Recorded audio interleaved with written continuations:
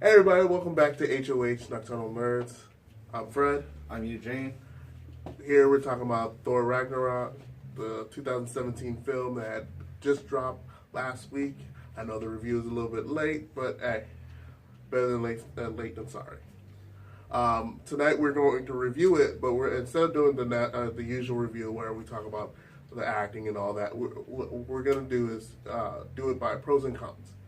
And we're both going to start off with our pros, and then we're going to hit the cons, and then we're going to give you our grade and reasoning behind the grade.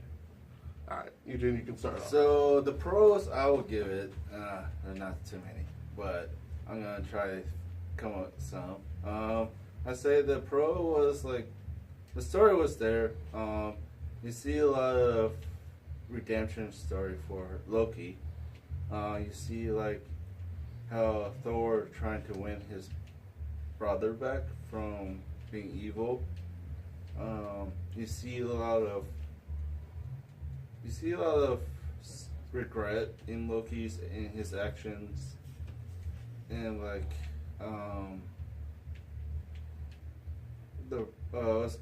you see it makes a lot of connections to the previous storyline, why it's important, because it's like this whole it brings in it concludes a great amount of Thor mythology in the MCU universe. Like, spoiler alert, you find out that Thor is not the firstborn. Shocker. That his father would,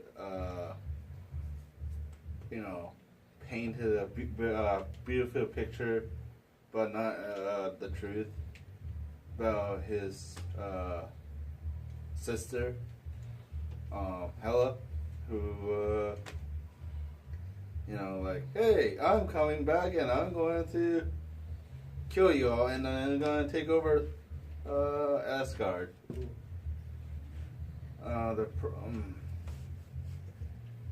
Come on, there gotta be more pros, man. I say the opening scene explains why he wasn't in Civil War the whole time. Well, it looks like he's been searching for the last Infinity Stone. Like, it explains it have a good amount of explanation of what Thor had been up to this whole time from Civil War to Infinity War. And like it and you see like Thor struggles, you see Loki, again, redemption, and there are lots of good fighting scene in there too. Like the whole war going on at Asgard. You also see Odin's father figure to Thor more, where he's like, hey, the hammer is not Spoiler. a spoiler. The Thor, his hammer is not just a way to amplify, to help him control his power. The real power is in him. He's like, are you? Whatever the store owner is giving us stuff. Oh my gosh! Look, so if he looks that way, don't worry about it. The father's like, are you a god of hammer or are you a god of thunder? Which I thought was actually kind of funny. Yeah, it's like, because he's always like, I need my hammer. Odin's like, no, you don't. The power's been inside you the whole time. The hammer was just a way to teach you how to control those powers.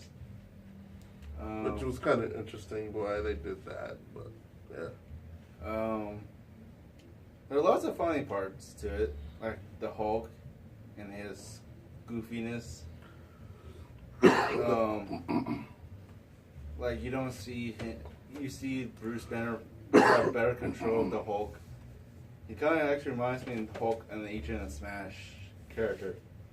He's more like, I don't want to go anywhere. I just want to beat up people. This is fun. Start really yawning. I'm sorry, I just Thor and Hulk trying to compare sizes. They're technically trying to compare flames, like their fire, their anger, their rage. You saw it in the trailers, like. I am big fire. You're just small, puny fire. Yeah, like, I am a raging fire while you're a smoldering fire. Which is pretty cool. You get to see Hulk first time talking. No, he's talked, but like never in like a full-on sentence. Yeah. You see Valkyrie and her backstory. He explains a lot of where she's been the whole time because technically Valkyrie is supposed to be around the whole time in the Thor comic mythology, right? Yeah. The difference is that technically it's supposed to be the Valkyrie of women, but she is the last of the Valkyries, so they just named her Valkyrie. What's pretty cool, they showed the original Valkyrie. Yeah, the actual Valkyrie that was supposed to be in the comic book. She gets killed, and then someone else takes her mantle of Valkyrie, technically. Another cool part, like the end credit where Thanos comes out, is like show them out of nowhere. Yeah, well, like you see Thor and Loki is like, oh crud. Sorry, my people, we must abandon you.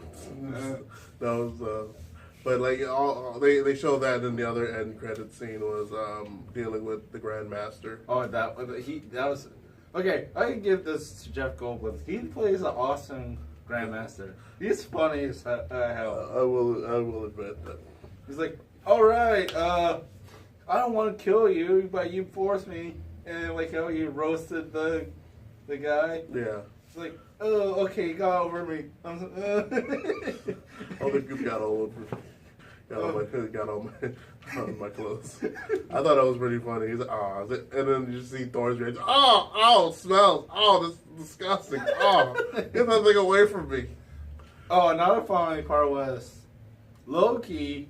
You can see how it's frightening me. So Hulk, he's like trying to get away. He's like, the grandma's like, where are you going? Stay here. Okay. And another funny part is when Thor gets Loki punishment from the Hulk. He's like, yeah, now you know how I feel. Don't ruin everything for them. They can't. Our okay, friends not over a spoiler. I was gonna say our friends over here haven't seen it yet. They'll go see it on Monday. Okay, let me hit them with my pros. Right. But I have several. I actually got there was quite a few pros. I will admit. I was happy that they actually decided to make this movie funnier. Like they gave it not like a lighthearted feel, but they actually they realized that Thor can be funny just like everybody else. Like how they made Iron Man really funny, Spider-Man with his quips, Ant-Man with the shenanigans he has to deal with, stuff like that, and the Guardians of the Galaxy. So it was actually pretty cool seeing him like come up with like different scenes where he realized that he can't he has to be funny. I also thought Grandmaster, Jeff Goldblum playing Grandmaster was fantastic. He played the character perfectly. He made me laugh. He made me interested in the character. You could tell he's an a-hole, but at the same time he's really sincere about it. Because he doesn't like one thing. He doesn't like the word slave. He likes the word indigent servant that's paid. Mm-hmm. He likes to use different way. Like to him, it's what happens between Thor and Hulk when they're forced to fight. He made the deal with Thor saying that if you beat Hulk, I'll let you go free and you can get back to Asgard. And so when he realized that there's a scene where it looks like something bad was going to happen to Hulk, the Grandmaster stepped in, and so when Thor wakes up, he finds out he's actually in Hulk's technically living quarters where he has all these trophies, alcohol, food, stuff like that, and he's actually close friends with Valkyrie. So it was actually kind of funny how Thor wanted because the whole premise of this film was because of the actions of what Loki had done in the previous film, the ramifications came to effect, where Hela, the older sister of the two, returns when something happens to Odin. And the thing was that it was kind of interesting that they did that, because in the original comic books, in the comic books, Hela's actually Thor's daughter. No, Loki's. Loki's daughter. My apologies. Thank you. Loki's daughter from the Ragnarok that happened before. So, because in the comic books, Odin wanted to stop Ragnarok from happening again, so he actually had Thor stop it somehow. He pulled it off. He actually stopped Ragnarok from happening this time around. So Ragnarok actually ceased to exist. But for this storyline, Thor wanted to stop Ragnarok, and in the first 10 minutes he defeats the person that causes Ragnarok. Yeah, he even had him he had his crown but in the vault and everything. So I thought it was actually pretty cool. You find out Loki's been messing around technically as Odin, because at the end of the second film, Loki was technically pretending to be Odin at the time.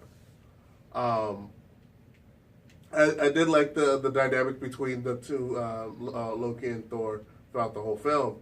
Is that they did want to help each other, but Thor was doing it out of trying to help his people. He wanted to get back to his people. He wanted to help. He didn't really care about what happened to himself. He cared more about what happened to the people. Loki, as the movie went on, it was technically he wanted to look like the good guy. He wanted to be favored. You could tell.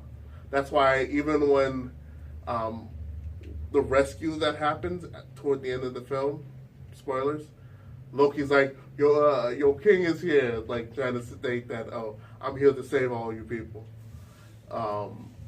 I thought a few of the characters were actually pretty cool. A lot of the side characters were actually great. The two prisoners that Thor usually interacts with. The one that I forgot the Korg and the guy with the blade. Yeah, which is actually characters from World War Hulk. And it was kind of funny how I heard a rumor that Gore was actually played by the director himself. Really? Yeah.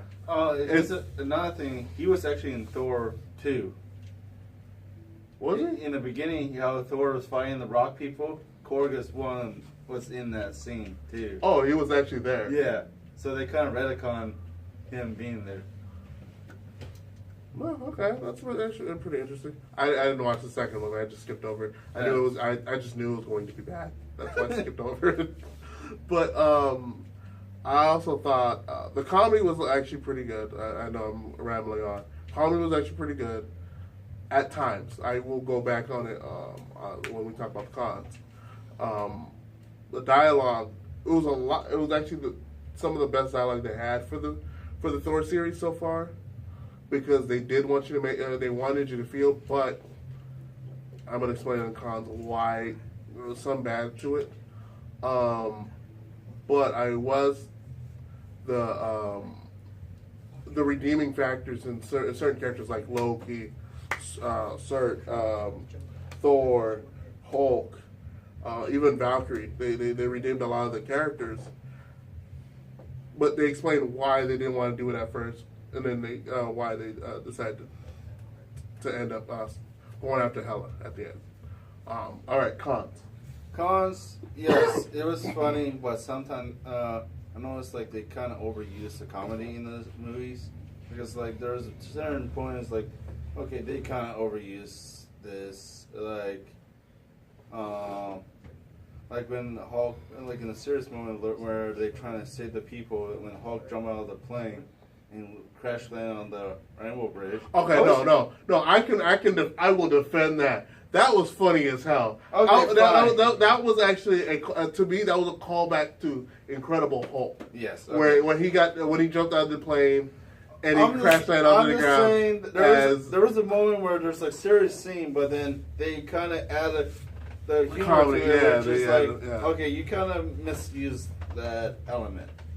no. Like, I understand what you're saying, but just that scene, I will defend that. Okay. That was funny as hell because I was not expect. I was expecting him going Hulk right when he landed. Nah, he just because like in Avengers, like he's like, oh, I'm always angry. He turns on and instantly turns into the Hulk and punches the yeah. what you call it down, the alien down. So I'm thinking he's going to turn into the Hulk and land, and then go do all this thing. He's like, the way he landed, you weren't expecting that. No. That was funny as hell. Seriously, that was the one thing like you weren't expecting to happen. You're just sitting there, just like, oh, oh my god, is he all right? Like you're like in the back of your head, just like, oh snap, could he be dead? Like, but you realize, no, he's the Hulk. He's not gonna die like that. But that was damn funny. I was just saying. I just use that as I know that's a part. I know. But I was saying like there was a serious moments where you're like, okay, I want this to be serious. All of a sudden, like, oh, just being funny or whatever. Another gripe I have with it is, man, there's some scenes where they kind of dragged it out. I will admit there are scenes that they kind of dragged the gladiator scene, I guess. Oh, the fight between Hulk and like before the fight, they were like talking a lot. It was like, okay, I do admit that. Okay, another funny part was Stan Lee coming out like, here we go. I will admit the Stan Lee scene. You will laugh. That was actually I think my top 5 favorite Stan Lee moments. That was just funny as hell. Like, the old man, like a Thor was like, I am Thor, son of Odin. You will not cut my hair. Like, please, old man, don't cut my hair.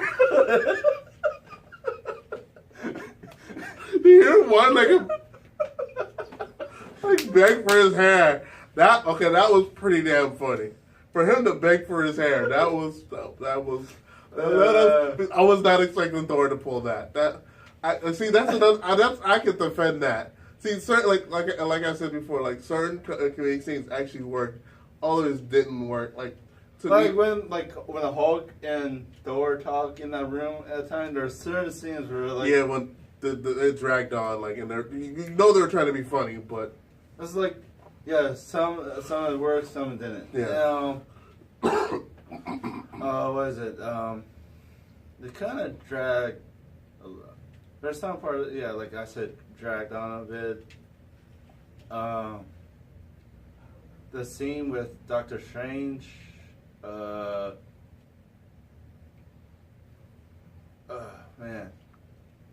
I have no gripe for that. There was a couple places I had gripe. But other than that, that's the basic most of it I have. Yeah. All right. Me, on the other hand, I have a bunch of gripes. One of the major gripes I had was I kind of wish they had developed the dynamic between Thor, Loki, and Hela. Mm-hmm. I kind of wish they would have went more into that story because technically Thor and Loki knew nothing of Hela. They weren't even told to the point where you realize that even the people of Asgard did not remember her, or majority of the ones that knew her had already died and passed on, except for only a few. If I remember correctly, Idris Elba's character is one of the few to know who she was, because he's been the guardian of the Rainbow Road since I think at the beginning of time. So he was one of the few that knew about her. It was also quite interesting how why the Thor's hammer reacted to her that way, where what she like. Yeah. And then when you saw them, because in the movie they show the original, they show the mirror that's there, and they're like, oh, and then you see, you find out that Hela's like, that's not the mirror that I know, that's not the original, and she actually takes down the original, destroys the first layer, and then you reveal the true, the original one, the one that was there when she was the mirror that was with her. And then you also find out that she actually wielded Mjolnir before Thor. That's why that's one of the, which I thought was actually pretty cool. Her, without trying to actually hurt her, she was able to grab it with no problem. So she's worthy of the hammer. Yeah, that was one of the reasons why. Because I think what the dad what Oda was trying to say is that the hammer is not the hammer is just used for you to control your powers. Mm-hmm. That's technically what it was.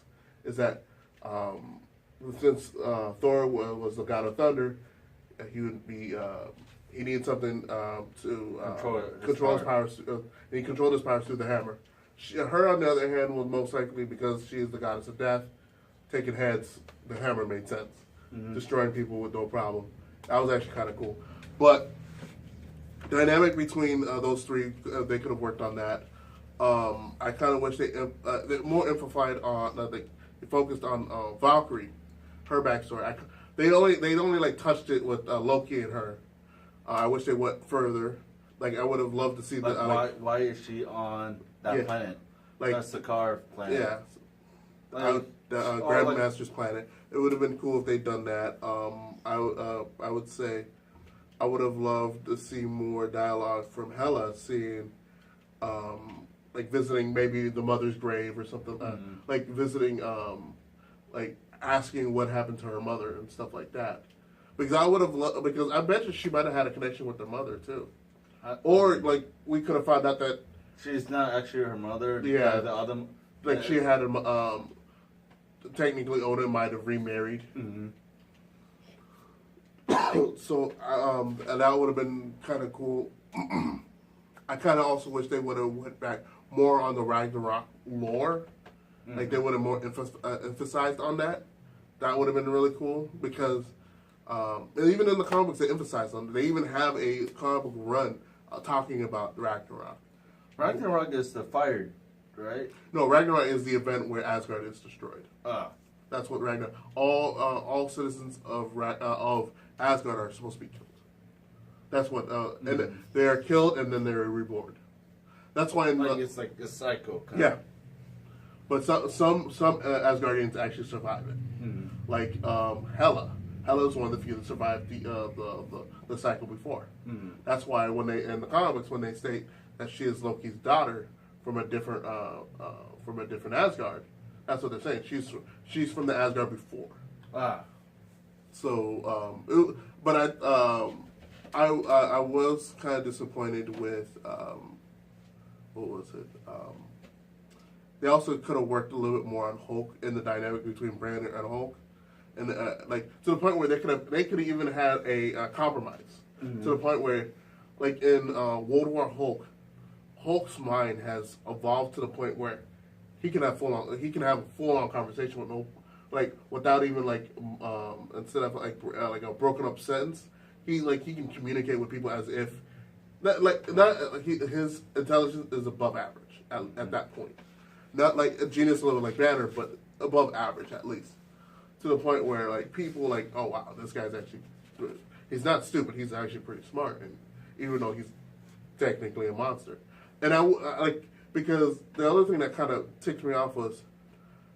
In the original World War Hulk, the reason why Bruce ended up off planet was because Iron Man, the Illuminati, they shot him out. But they said what happened was that if I remember correctly, Xavier and I think one other person wanted him to go to a certain planet where he could just leave in peace. Well, Iron Man, Mr. Fantastic, and I think someone else. Wanted they were going to blow up the ship. I just have them. Black Panther was actually against that. Yeah, Black Panther was the one. He was like, no, there's no point. Why get rid of him? Just let him live somewhere where he can live in peace. That's what technically. I'm surprised they didn't show Sakaar on because man, they made reference to it though. At the end of the movie, remember when he was talking about the planet from. Where that little guy was from. Yeah. Sakaar was the planet that they were. No, I'm talking about like Hulk has a son when he was on. I know, but like that's the other thing. That's what I'm saying is that they technically, it would have been cool if another fighter, she was there. They might have bumped uglies. You find out that they could have introduced. They could have said that while Hulk was off planet, he got married. Mm-hmm. When he was stuck on that planet, he got married to somebody else, and they had 2 kids. I would have been fine with that. That would have been cool, and that would have been a great way to introduce those characters. But That's the thing. That's one thing I hate about Marvel is that they could have just done a whole World War Hulk movie on their own. If They couldn't because Universal had the rights to the Hulk individual. They cannot do Hulk solo movies. They can only do Hulk with other people. They can find a way around it. Mm-hmm. They can always find a way around it. Like they could say, there's always a way around it. I digress. But what do you grade this movie? I would say 7 out of 10. I agree. 7 out of 10 makes the perfect sense because they were able to do the comedy, but it was too much comedy. Mm-hmm. I would say subtract 20% of the comedy from that movie and it would be fine. It would okay, here's the question I would like to ask. Is there at any point in the movie do you notice the Soul Stone? Because Hela did not have it. They've shown that, but I feel like Hemdo is the one who had it. Yeah, because there was a point in the movie where he's like, "All right, bring me to the." So let me see from your eyes. Let right. me see. Yeah, I feel like he actually wields it, or the sword itself. The sword itself has it inside. Like because someone actually has to have it. Yeah, but that would be weird that technically Asgard holding 3 stones? That wouldn't make sense. Actually, the Power Stone's with the Librarian, and then that makes no. What is it? Reality Stone is with the Librarian. Tesseract Stone in Odin's vault. No, Loki took it. All right. Oh, remember, Loki took everything. Anything that was worth something, he took it. That's why he was able to teleport out of there. And then the Warriors 3 said there's only one. It's not wise to keep 2 stones in one place. So all right. Since we're done with the review, we're talking about the stones now. So that means because, one's with Tesseract is with Loki right now. Yeah. Reality Stone is with Librarian. Power Stone is with the Nova Corps. The Mind Stone is with Vision. Time Stone is with Doctor Strange. The Soul Stone is like the last one. So most likely Thanos has it. Most likely then. Most likely because I think he still held on to one at least. You think he has it? Yeah, that'd be the only one that he held on to. It makes the most sense because he wouldn't give out all of his all of the stones. Or like I said, Hemdo has it because remember he said like I see all the souls in the stars. That's true, but it wouldn't make sense if they wielded. Yeah, but then like the Warriors 3 said to the Librarians like it's not wise to keep 2 Infinity Stones together. So that's saying how they're saying like there's only one in Asgard. So that means The Tesseract. Mm-hmm. So it gotta be with Black Panther then. Why would Black Panther have it? I don't know. They say they have a ability to talk to the soul of their past. No, they've always had that ability. Oh, really? That was an ability they've always had. Well, what if Marvel decided to make that? Oh, dude, that would be bullshit. That would piss me off. I was like, damn, you really gotta emphasize on the damn stones. Y'all can't even just build the lore. I tell you the truth, I really hope the Panther movie is really good. Mm-hmm. But if they because I've always loved the mythos of Black Panther, but 2, the cast that they have in that movie is freaking fantastic. That's an A-lister cast.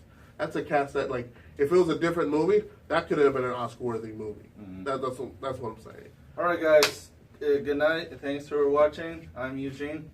I'm Fred. I'll see you next week. Or Sunday. Either one. Yeah. Well, Sunday's technically still not. Never mind. Let's start. You're right.